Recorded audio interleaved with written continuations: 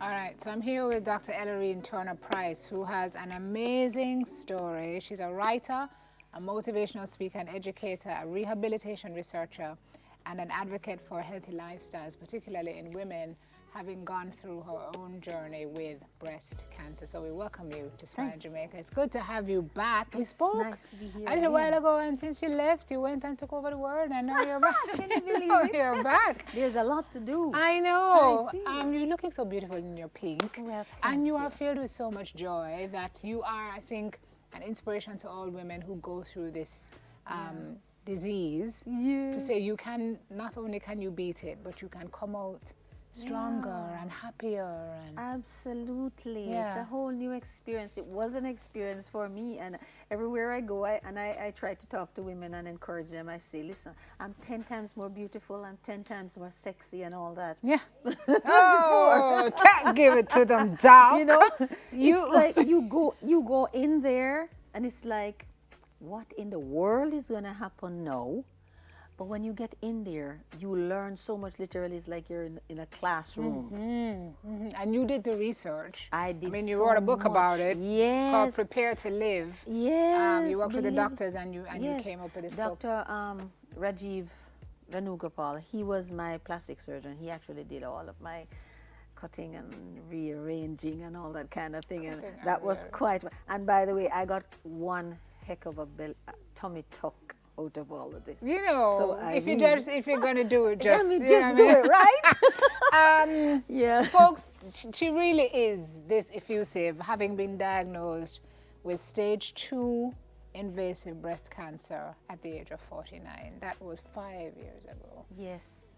I'm I don't even celebrating 5 want years. to, Can you believe it? But congratulations to you. Thank God for that. Thank you. I don't want to take us back because all this joy is just like filling the entire room. But what must that have been like for you to get that call, to receive that news? You know, it's funny. I went into one of those, what you call it, pensive. I'm like, what in the world is it going to do to me now? Because when I was growing up, two things I always say, two things I don't want: high cholesterol and cancer. I don't want those, seriously. When I got diagnosed, I think it was just my bad habits. I've been a vegetarian for so long, but I got into some real unhealthy bad habits.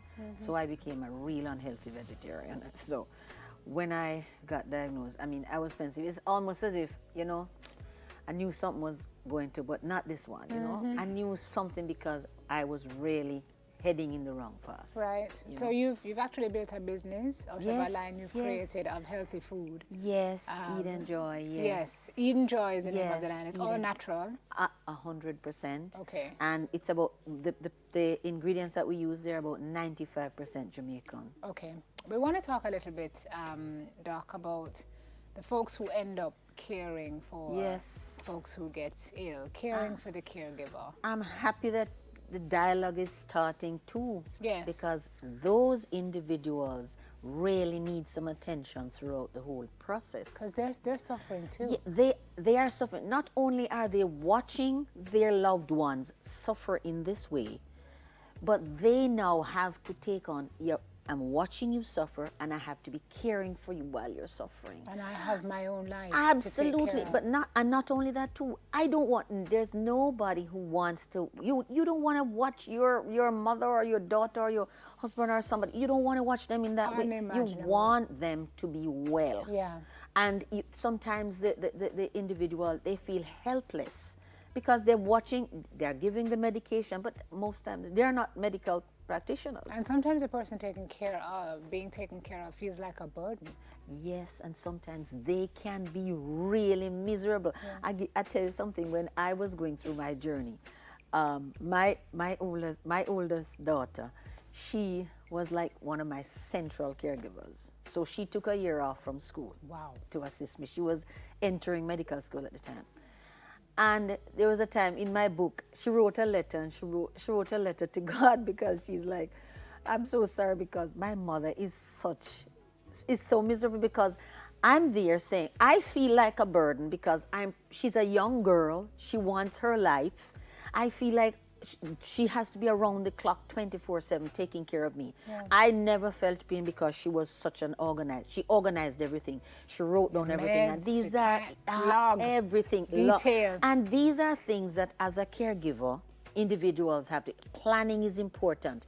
You have to write down details. You have to make sure that you organize things in a way. And there are people who have to care from afar.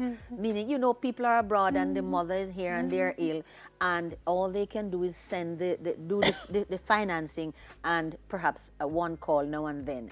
But you see, the individual that's right here on the ground, as they say, the person who is here on the ground, they have an integral part to play, and the whole emotional wellness of the individual that's going through it is important because so, as you mentioned that point, so what would you advise the caregiver to do for him or herself to ensure that he or she stays mentally sane? Because it can drive you crazy. It can take you so places you don't want to go. Is it therapy? Is it meditation? Well, let me tell you, therapy, okay, when you're going through it, you have to find an outlet, right? You are working with the individual. You have to bear in mind that there are times when you have to literally step back.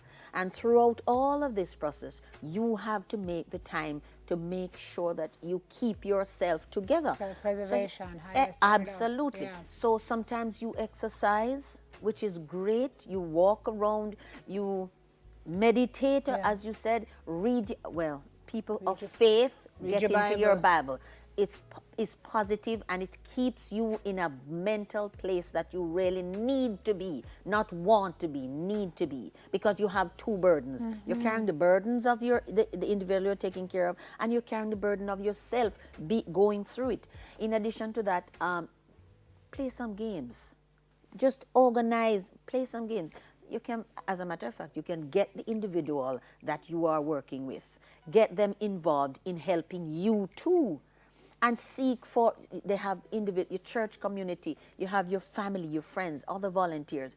Something that's very important too, as a caregiver, what you can do is find some individuals that you can trust to share the responsibilities. Or even somebody who's going through what you're going through, yes. A support system.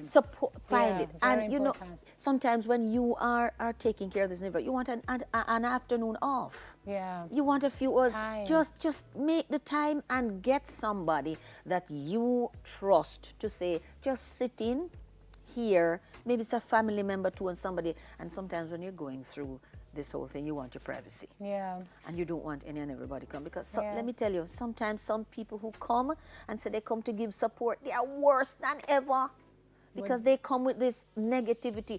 When I was going through my thing, somebody came to visit, and you know what they said to me? And they came to give me support. You know what they said to me?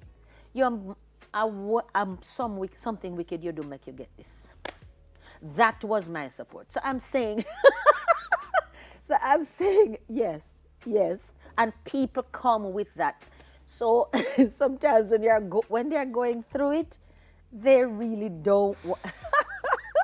There are messages in this interview for the caregiver, for the visitor, and for the person who's doing the caregiving. You have to process. Know what to take on, know what to leave behind. And it's funny because you say find time and play games, but games will be the last thing on somebody's mind if they're too wrapped up in taking care. And they may feel feelings of guilt. Yes. That one day off or that 2 days that they take for themselves, they will suffer some guilt for not being there. Oh, yes, they will. And how do they process that? You know what? That now is the time that you accept your reality. Accept your reality. This is what I have to do, but I also have to think about preserving me. If you feel that you are so guilt-stricken about this, then now is the time to find someone to talk to. Somebody that you trust, maybe a pastor, maybe a community person, maybe a relative, a volunteer. There are individuals that you can find that outlet to express. Yeah. Because sometimes when you are at that place, and you just express your thoughts, you find that somebody else is thinking and help you to think in a more positive way. Absolutely, having tried it themselves and having had it work for them. Absolutely. And you know something else, try not, as a caregiver, organizing and planning and writing down, keeping a log of things and keeping yourself organized will help you not to get too flustered and too stressed and too feeling that this is so burdensome, that I don't know why it is that I am getting into this, and just, you know, working through it as if you're going to work, really. Yeah, because for some folks it is a job. Yeah, it is a job. Consider having somebody who is going through Dependent cancer. on you. And they're totally, when I was going through it, I mean, I had all kinds of tubes going everywhere.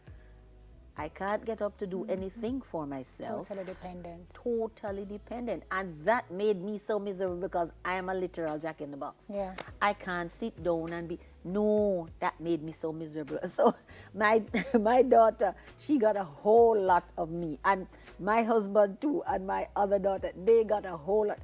Is your daughter back in med? Did she go back to school? Yes, she went back a year after, and then she's on her final, you know, so Fantastic. I'm so happy. What's her name? Abby Noel Price. Hi, Abby Noel Price. She actually Thank you dropped for me what this you morning. did for your mom. I'm sure she loves you Oh, beyond words. Oh, for it. I can't. I really sincerely appreciate your joy, your sincerity, and what you had to share this morning, given just the hell that you must have gone through. But obviously your support system, and the point we're making this morning is that your support system is crucial. Yes, absolutely. And we're getting them to understand how, not only how crucial they are, but how crucial it is for them to take care of themselves, even as they give and of seek themselves for to support. Seek for support for themselves. Don't be ashamed or afraid. You know what? Maybe you need to. Maybe the next step is to, after prepare to live and after enjoy, maybe you need to start a support group. Actually, that's wonderful. It's nice that you said that, because this evening I go to Reach for Recovery for their big meeting. I'm speaking there.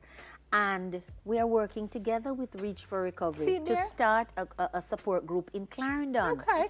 And actually, my husband actually gave me a little spot where I can actually put up my little place. All right, so listen out for more from that. Yes, I tell you, she's taking over the world one day. But you know, look out world. Simone, listen, I am happy because God has been good to me. Yes. When you don't go down this road and you come back the same, you don't. Yes. And I have a lot to be grateful for. And I mean, and everything you're doing is your testimony. Yes. Yeah, in action. And believe me, tell you the truth, I don't want to give nothing. I just want to be able to give. Yes. And help people to understand it's not a death sentence. Yes. Get in there and get out. Fight. You understand me? Thank you, Doc. Bless Thank you. Thank you so much, Dr. Ellerine Turner Price. Listen out for the support group in Clarendon. Yes, it's coming. I so want it. I so want it. Producer Unique, thank you for doing this this topic this morning. So important. We'll take a break on Smile. Fight, folks. We're supporting you. If you're suffering with breast cancer, if you're experiencing breast cancer, whether you're just diagnosed or you're suffering for a while now, or you're dealing with it for a while now, we are with you. Our thoughts and our